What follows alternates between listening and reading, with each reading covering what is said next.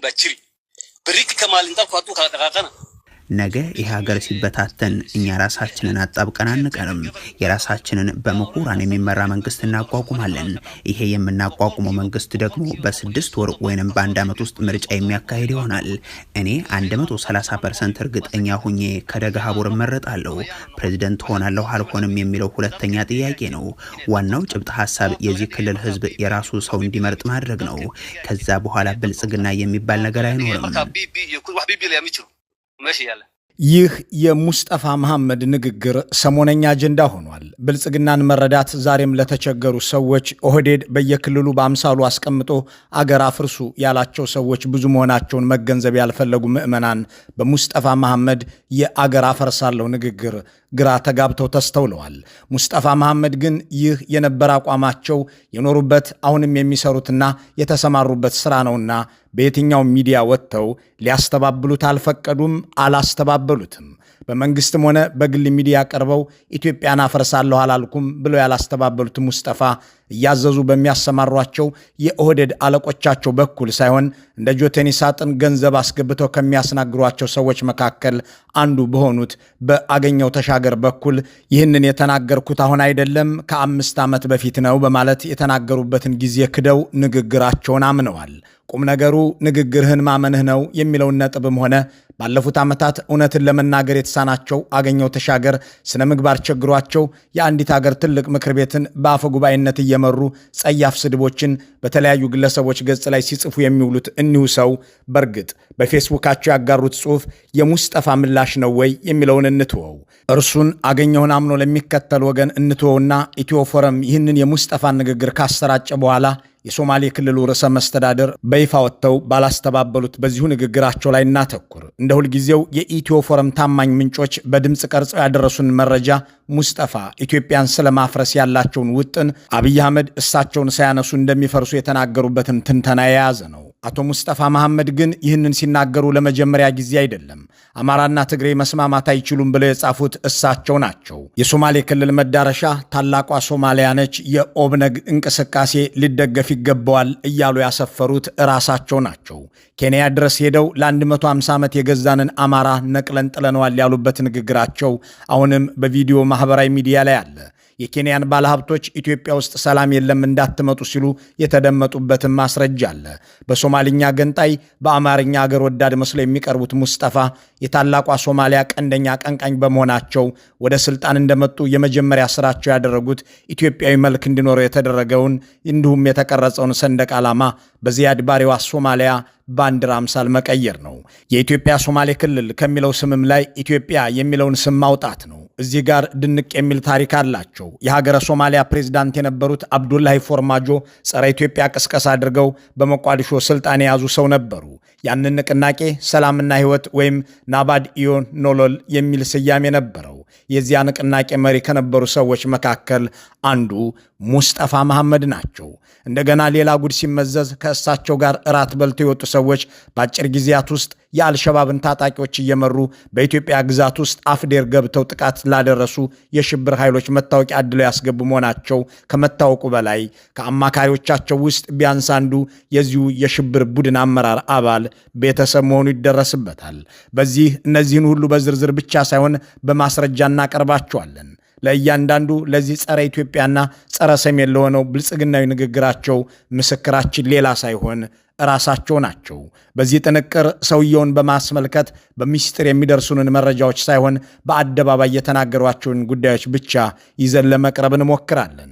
በተለይ በአለቃቸው በጠቅላይ ሚኒስትሩ 7 ዓመት ሙሉ የሰራው 2% ብቻ ነው ተብለው ከተጣጣሉ በኋላ ተቃዋሚዎችን ጠርተው ወዳጅ ብለው ላገኟቸውም ሰዎች አብይ እኔን ሳያጠፋ ይጠፋል እያሉ የተናገሩትን ሁሉ የድምፅ ማስረጃ ቢኖረንም ትተነዋል። የሶማሌላንድ የመግባቢያ ውል በተፈረመ ሰሞን እኔ ከእናንተ ጋር ነኝ እያሉ ከጠቅላይ ሚኒስትር ሐምዛ ባሬ ጋር ያደረጓቸው ንግግሮች እንኳን ኢትዮ ፎረም የሲሳይ ቶላ መስሪያ ቤትም ቢያውቅም እሱንም አናነሳውም። እናም በአደባባይ ባንጸባረቋቸው ጸረ ኢትዮጵያ አቋሞች ላይ ብቻ እናተኩራለን። የራሳቸውን ንግግር ቃል በቃል ከመጠቀማችን አልፈን ባልደረቦቻቸው በአማርኛና በሶማሊኛ የሚናገረው የተለያየ ነው እያሉ ሲናገሩ እናስደምጣችኋለን።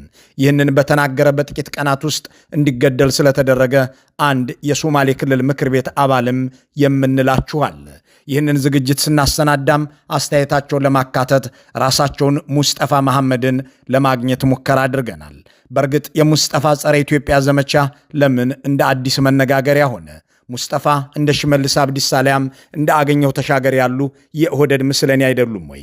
አገር ከማፍረስስ በመለስ ምን ተልዕኮ ሊኖራቸው ይችላል? እነዚህን ጥያቄዎች ወደ መመርመር እንግባ። የአማርኛ ሚዲያዎች ገንዘብ ዝም ያስብላቸዋል አሊያም ገንዘብ ያስናግራቸዋል የሚል ብሂል ያላቸው ሙስጠፋ መሐመድ የሶማሌ ክልልን ሕዝብ በጀት ለገጽታ ግንባታ ውለው ካሳኩት ነገር አንዱ አገር ወዳድ ናቸው የሚለው ነው። አንድ የአብይ አህመድ ሹም አንድ የኦህዴድ ብልጽግና ምስለኔ በምን አይነት ስሌት የአገር ፍቅር ይኖረዋል? የሹመት መመዘኛቸው አገር ማፍረስና ወገን ማጫረስ አይደለም ወይ የሚለውን እንትወውና ሙስጠፋ ከራሱ ከብልጽግና በላይ ኢትዮጵያ ጠል የሆኑበትን አጋጣሚ መነሻ እናድርገው። የብልጽግና ፓርቲ በ2012 ዓ.ም ሲመሰረት በአብይ አህመድ የተሰጠው የዳቦ ስም የኢትዮጵያ ብልጽግና ፓርቲ የሚል ነበር። ይሁን እንጂ ከስሙ ላይ የኢትዮጵያ የሚለው እንዲወጣ የተደረገው በአቶ ሙስጠፋ ምክንያት እንደነበር የሚያስታውስ አንድ የኦህዴድ ሰው በወቅቱ በሙስጠፋና በአህመድ ሺዴ መካከል ተከስቶ የነበረውን ግጭትና ፉክክር ያስታውሳል።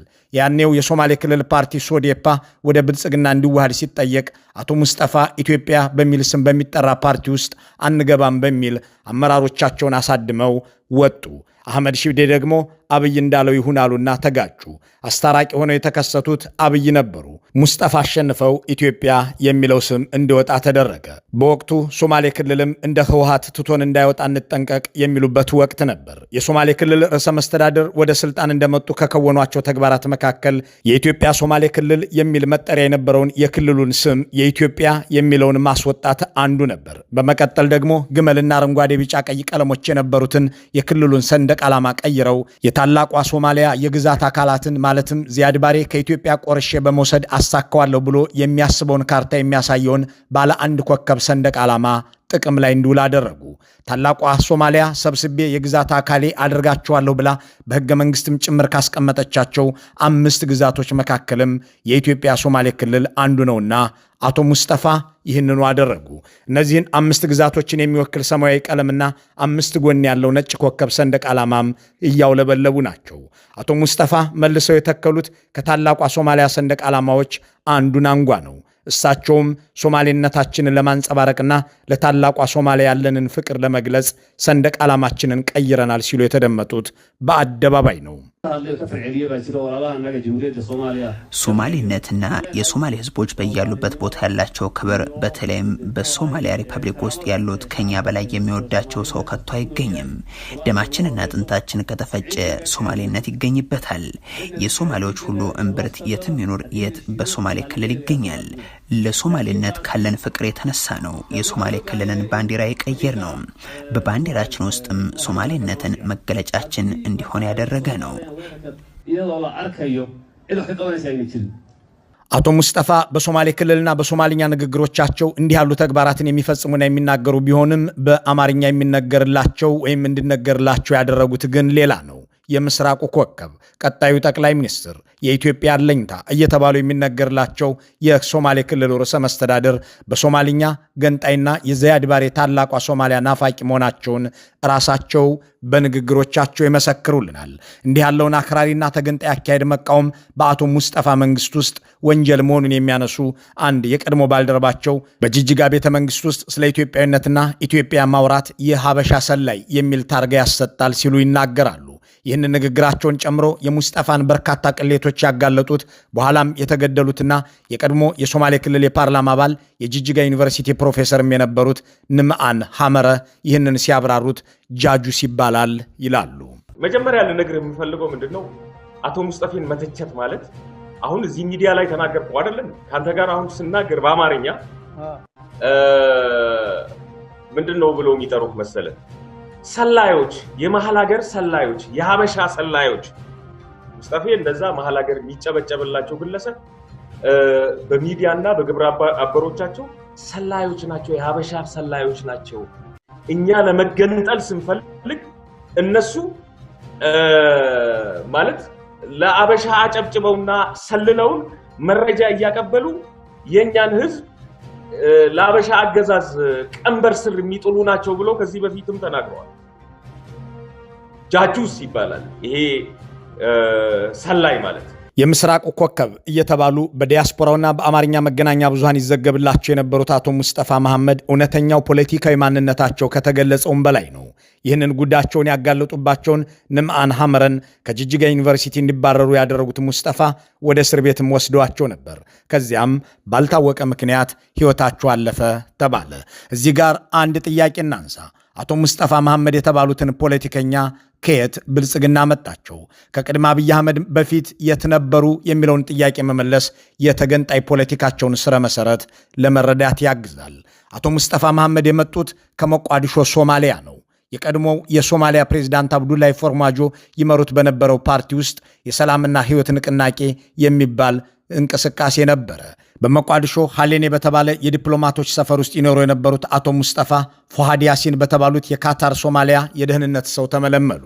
ጠቅላይ ሚኒስትር አብይ ከያኔው ፕሬዝዳንት አብዱላይ ፎርማጆ ጋር በነበራቸው ግንኙነት የደህንነት ሹሙ የመለመላቸው አቶ ሙስጠፋ የሶማሌ ክልል ርዕሰ መስተዳድር ሆነው እንዲሾሙ ተደረገ።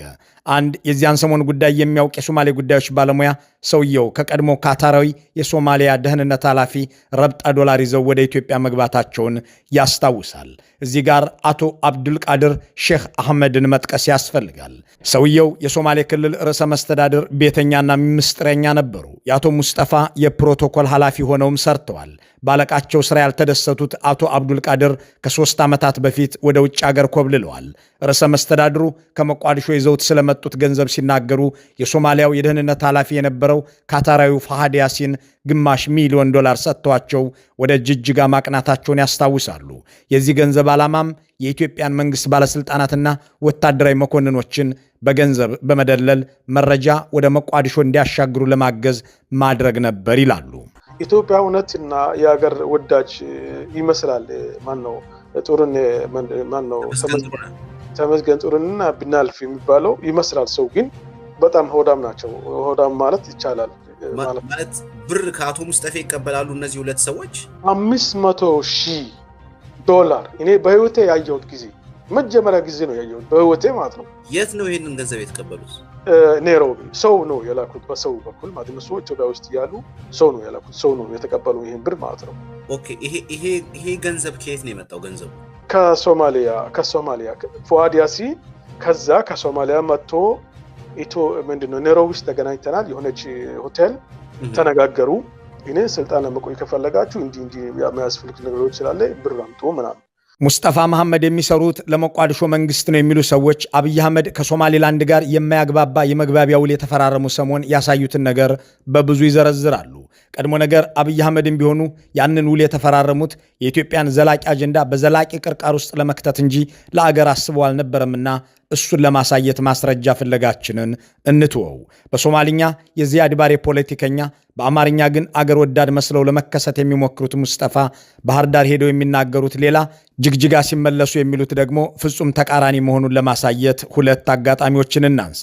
ከዓመታት በፊት ባህር ዳር ሄደው እንዲህ አሉ። የአማራ ህዝብ ጨቋኝ እንደነበረ በተለይም የሶማሌ ህዝብን በተለየ መልክ እንደበደለ ተደርጎ ላለፉት ዓመታት በረጅሙ የተሰራበት ጥሩ ትርከት ትክክል አለመሆኑን ስለምናምንበት እንጂ ለፖለቲካ ትክክል አይደለም። ይሄ ትርከት ስህተት ስለሆነ ትክክል አይደለም። ከ6 ዓመታት በፊት እንዲህ ብለው በባህር ዳር በአማርኛ ያስጨበጨቡት ሙስጠፋ ባሳለፍነው ዓመት ኬንያ ተጉዘው በዚያ ካሉ የሶማሌ ማህበረሰብ አባላት ጋር ሲወያዩ ደግሞ ለ150 ዓመታት የገዛንን አማራ ፈንቅለን ጥለናል ብለው በኩራት ተናግረው አስጨብጭበዋል። ምንም ጥርጥር የለኝም። ሰፋ አድርጌ ለማብራራት አሁን ጊዜ ባይኖረኝም አንድ ማለት የምፈልገው ሀገሪቷን ለ150 ዓመታት ስልጣን ይዘው የነበሩ ኃይሎች ተሸንፈዋል። ግን እነዚህ የተሸነፉ ኃይሎች ዝም ብለው አልተቀመጡም። መዋቅራቸውን፣ ትርክቶቻቸውን፣ ግንኙነታቸውንና ሚዲያዎቻቸውን በመጠቀም ብሔረሰቦች መሬታቸውና ፖለቲካቸው ነፃ እንዲሆኑ የመጣውን ለውጥ ጥላሸት እየቀቡት ነው። በህዝቦች መካከል ግጭት መፍጠር አገርን ስለመገነጣጠል መስራት የኦህዴድ ብልጽግና ፕሮጀክት ነውና ሙስጠፋ መሐመድ ያንኑ ያስተጋባሉ። ለ150 ዓመት በትርክት የገዙንን ጨቋኞች ጣልናቸው ሲሉም አማራ እንደ ጨቋኝ መቆጠሩ ስህተት ነው ሲሉም የተሰላ ዓላማቸው ይሄው ነው። ወደ ስልጣን ማማ ላይ ከመምጣታቸው በፊት የመሐመድ ፎርማጆ ወኪል ሆነው መቋዲሾም ሆነው ሲኖሩ ሙክታር ዑመር በሚል የብዕር ስም ልዩ ልዩ ጽሑፎችን ያሰራጩ ነበር። ሶማሊኔት ፎረምስ በሚለው ድረገጽ ላይ በዚህ ስማቸው ከ16 ዓመታት በፊት ባሰራጩት አንድ ጽሑፍ የኦጋዴን ነፃ አውጪ ግንባር የመገንጠል አጀንዳ ሊደገፍ እንደሚገባው በሰበኩበትና በዚህ በምስሉ ላይ በሚታየው ጽሑፋቸው እንዲህ ይላሉ። የኢትዮጵያ የጥቁር ቅኝ አገዛዝ ትርክት ያላት በ19ኛው ክፍለ ዘመን ጎረቤት ሀገራትን በመውረር የተመሰረተች የኢምፓየር ውጤት እንጂ እንደ ሶማሊያ በነጭ ቅኝ ገዢዎች የተፈጠረች አይደለችም ካሉ በኋላ የኦጋዴን ጥያቄ ከጥቁር ቅኝ አገዛዝ ነፃ የመውጣት ጥያቄ ነው። የዚህ ትግል መጨረሻም ከእናት ሀገር ሶማሊያ ጋር መዋሃድ መሆን አለበት ይላሉ። የአማራ ልሂቃን ኢትዮጵያዊነትን እንደ ፖለቲካ መሳሪያ በመጠቀም ሌሎችን ለመጨቆን ይፈልጋሉ። የአማራና የትግራይ ልሂቃን ለየራሳቸው ፖለቲካ ጥቅም ሲሉ ኢትዮጵያዊነትን የሚግቱና ሌላውን የሚጨቁኑ ኃይሎች ናቸው። ደግሞም እርስ በርስ አይስማሙም እያሉ የሚተርኩበትን ይህንን ጽሑፋቸውን ማንበብ የሰውየው ጸረ ኢትዮጵያነት ከአንድ ሳምንት በፊት መደመጥ የጀመረ ሳይሆን አብሮ አደጋቸው መሆኑን ለመረዳት ያግዛል። ሙስጠፋ መሐመድ እንደ ማንኛውም የብልጽግና ሰው አገር ለማፈራረስ ወይም በእሳቸው አገላለጽ ከኢትዮጵያ ጋር ተጣብቆ ላለመቀጠል ሲሉ የትኛውንም ነገር ቢሰሩ የማይጠበቅ ሊሆን ይችላል። ይሁን እንጂ ኢትዮጵያ ጦርነት ውስጥ ነች፣ ገንዘብም የለም፣ ሰላምም የለም፣ ለልማት ሥራ ወደ ኢትዮጵያ አትምጡ እያሉ ኬንያ ድረስ ሄደው የውጭ አገር ባለሀብቶችን የቀሰቀሱ የብልጽግና ሹሞች ከእሳቸው ውጭ አልታዩም። የራሳቸውን ንግግር እንከታተለው።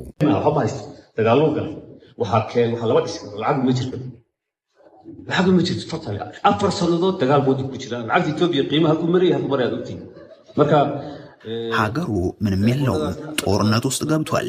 ምንም መስራት አይቻልም። ገንዘብ የሚባል የለም። ምንም ገንዘብ የለም። ቶታሊ ላለፉት 4 ዓመታት ጦርነት ውስጥ ነው ያለነው። የኢትዮጵያ ብር በፊት የነበረው ዋጋና አሁን ያለው ዋጋ እንዴት እንደወደቀም ታውቃላችሁ። የኢትዮጵያ ብር ወድቋል፣ ሰላም የለም፣ ገንዘብም የለ እያሉ የሚናገሩት ሙስጠፋ ሰላም የጠፋው አእምሯችሁ ውስጥ እንጂ በኢትዮጵያ አይደለም ከሚሉት አለቃቸው ጋር ኢትዮጵያ በዓለም ፈጣን እድገት ያላት ሀገር ነች ከሚሉት አብይ አህመድ ጋር የሚጣጣም ነገር የላቸውም። ለዚያም ይመስላል ከወራት በፊት 7 ዓመት ሙሉ 2% ብቻ ነው የሰራው ያሏቸው። በዚህ የጠቅላይ ሚኒስትሩ ንግግር የተበሳጩት ፕሬዝዳንቱ በሮመዳን ወር የእራት ግብዣ ብለው በቤተ መንግስታቸው ለጠሯቸው የክልሉ ፖለቲከኞች የነገሯቸው አብይ አህመድ እኔን ሳያነሳኝ እሱ ይነሳል የሚለውን ነበር። ይህንኑ በማኔጅመንት ኢንስቲትዩት ውስጥ ባደረጉት ስብሰባ ደግመውታል። ለሁለቱም ማስረጃ ያለው የድምፅ ቅጂ ለኢትዮ ፎረም ደርሷል። ይህንን ከማቅረብ እንቆጠብና ይህንን ለማስረዳት እማኝ መጥራቱንም እንትወውና ሙስጠፋ የሚሰሩት ለሞቃዲሾ ብቻ ሳይሆን ለጅሊብም ነው የሚለውን እንመልከት። ጅሊብ የአልሸባብ ዋና ከተማ ነች። ይህ የሽብር ቡድን በታሪኩ ለመጀመሪያ ጊዜ 150 ኪሎ ሜትር ወደ ኢትዮጵያ ግዛት ገብቶ ጥቃት የሰነዘረው በሙስጠፋ ትብብር ነው የሚል ድምዳሜ ለመያዝ የሙስጠፋ የሰብአዊ ጉዳዮች አማካሪ የሆኑትን አህመድ እስማኤልንና ባለፉት 5 ዓመታት በክልሉ ቢሊዮነር ሆነው ብቅ ያሉትን የኒሁ ወንድም አማካሪ የሆኑትን ዳሮድ እስማኤልን እንመልከት። የእነዚህ ሁለት ወንድማማቾች አባት የሆነው እስማኤል ሃሩን የአልሸባብ መናገሻ የሆነችው የጅልብ ከተማ የጸጥታ ኃላፊ ሲሆን የሽብር ቡድኑ በተቆጣጠራቸው አካባቢዎች የጎሳ ግጭት ሲያጋጥም እንደ አገር ሽማግሌ የሚጠቀምበት ነው። በዚህ በምስሉ ላይ የቀረቡትና ከአቶ ሙስጠፋ ጋርም ቆመው የሚታዩት የሀብት ምንጫቸው የማይታወቀው ቢሊዮነሩ ዳሮድ እስማኤል ሲሆኑ ጥቁር ኮት በነጭ ሸሚዝ ለብሰው የሚታዩት ደግሞ አማካሪያቸው አህመድ እስማኤል ናቸው። ዳሮድና አህመድ ወንድማማቾች ናቸው። ከፎቶግራፎቹ ከላይ በኩል ያሉት ደግሞ የአልሸባብ ዋና ከተማ የሆነችው ጅልብ የጸጥታ ኃላፊ የሆነው አባታቸው አቶ እስማኤል ሃሩን በሽብር ቡድኑ ሚዲያ ላይ ማብራሪያ ሲሰጥ ከተቀረጸው ቪዲዮ ላይ የተወሰደ ነው። በአጭር አገላለጽ የሙስጠፋ አማካሪ አባቱ የአልሸባብ ከፍተኛ ባለስልጣን ነው እንደማለት ነው። ከእነዚህ የሽብር ኃይል አባላት አንዱ የሆነው አሊ ዲያር የሙስጠፋ የቅርብ ዘመድ ነው። ከ4 ዓመታት በፊት ወደ ጅግጅጋ አቅንቶ ከክልሉ ርዕሰ መስተዳድር ሙስጠፋ መሐመድ ጋር በቤተ መንግሥት እራት አብሮ መብላቱ በማኅበራዊ ሚዲያ ተዘገበ። ከ3 ወራት በኋላ አሊ ዲያር በክልሉ አፍዴር ዞን የአልሸባብ ጦር እየመራ ገብቶ ጥቃት ሰነዘረ። የሶማሌ ክልል ፖሊስ ካምፕም ጥቃት ደርሶበት በርካቶች መገደላቸውን ቻናል 4 የተሰኘው ቴሌቪዥን ዘገበ። በዚያ ጥቃት ላይ በአጥፍቶ ጠፊነት ከተሰማሩት ውስጥ አንዱ የሆነውና አሊ መሐመድ ሐሰን በሚል ስም ወደ ኢትዮጵያ ገብቶ ጥቃት የሰነዘረው የአልሸባብ ታጣቂ በኪሱ የተገኘው ከሶማሌ ክልል የተሰጠው የኢትዮጵያ መታወቂያ ሲሆን ይህ በምስሉ ላይ የሚታየው ነው። ብልጽግናም በኢትዮጵያ ግዛት ውስጥ የአልሸባብ ጥቃት መፈጸሙን በነ ጄኔራል ተስፋዬ አያሌው በኩል ለመጀመሪያ ጊዜ በቴሌቪዥን አመነ። ወደ ኢትዮጵያ ሰርጎ ለመግባት የሞከረው የአልሸባብ የሽብር ቡድን በጸጥታ ኃይሉ በተወሰደበት እርምጃ ዳግም ከፍተኛ ኪሳራ ተከናንቦ ወደ መጣበት መመለሱን የመከላከያ ኃይል ስምሪት ኃላፊና ጊዜያዊ የጸጥታ ኮማንድ ፖስት አስተባባሪ ሜጀር ጀነራል ተስፋዬ አያሌው ተናገሩ። አልሸባብ በድርጅቱ ታሪክ ለመጀመሪያ ጊዜ የኢትዮጵያን ድንበር 150 ኪሎ ሜትር ጠልቆ በመግባት የተሳካ የሽብር ተግባር ይፈጽም ዘንድ ሙስጠፋ መሐመድና አማካሪዎቻቸው አልተባበሩም ብሎ የሚሟገት የብልጽግና የስቱዲዮ ቅምጥ ምን ማስረጃ ማቅረብ ይችላል የሚለውን ስናልፈው ራሳቸውን ርዕሰ መስተዳድሩን ለማግኘት ጥረት ማድረጋችንን መግለጽ ይኖርብናል።